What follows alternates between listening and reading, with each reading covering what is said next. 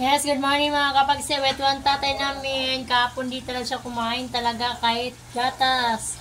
Dalawang gabi at saka isang araw. Sobrang lungkot ko pero kahit paano ngayon umiinom na siya ng gatas 3 kutsalita lang. Ayaw na. Dami na naramdaman, masakit lahat ng joint niya sa buto-buto at saka sa likod, sa mga braso. Panay akong hilot. Sabi ko, malalamog lang ito. Kung lagi kong hilutin, ano kaya dapat kong gawin ito?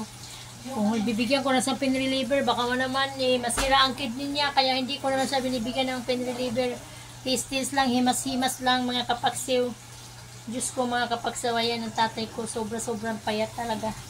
Sakit yung kanya mga joint sa paa, sa likod. Yan, grabe. Di mo maiwanan mga kapagsiw kahit na 1 minuto. Di mo maiiwan.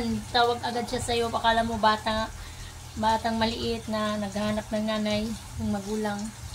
Baliktad na talaga ang buhay kapag ikaw matanda na, maging bata ka pala talaga. Di ko akalain na ganun ang nangyayari sa tatay ko dahil napaka-astig nitong tatay ko na to. Masyadong strict to. Matapang pa. Grabe to. Ngayon, ganito na ang buhay niya. Hindi ko alam kung paano namin to pagalingin kasi lahat ginawa na namin kahit sa doktor. Ang mga doktor, dami na nitong ginawa, mga antibiotic, pinainom na siya lahat.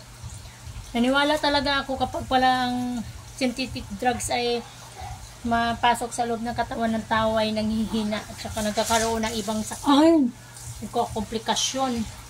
Pero ang tatay ko, normal naman lahat ang kidneys niya, normal lahat yung kanyang sugar. Ang kanyan lang talaga problema yung pagdunok, yung lalamunan niya. Kasi yun ang main natin na sa pagkain. Yun talagang binabarado. Pero hindi natin pwedeng ipa-opera kasi tanda na tatay ko 97 years old na hindi nakakayan operasyon. Kaya ang ginawa ko, inuwi ko na lang tapos i-herbal ko na lang sana to. Maghanap ako ng pinaka the best na herbal. Kaya susubukan ko yung Vita Plus kasi ang Vita Plus naman yun naman nagpagaling sa kanya last year sa ubo. Kaya mga kapaksa, thank you very much sa inyong panonood sa aking video kung paano ko si tatay alagaan mula noon hanggang sa ngayon na kumina na siya ng husto. Hindi ko naman nakalain na ganito ang mangyari sa tatay ko. Ang buong akala ko ay gagaling siya ng tuloy-tuloy pero ang nangyari lalo siya nanghina, lalo siya nagkaroon ng maraming karamdaman, lalong-lalo na doon sa mga joint ng kanyang mga buto-buto. Ayan, wala na siyang boses na lumalabas, puro action na lang po kami mga kapagsaw. Grabe ang aming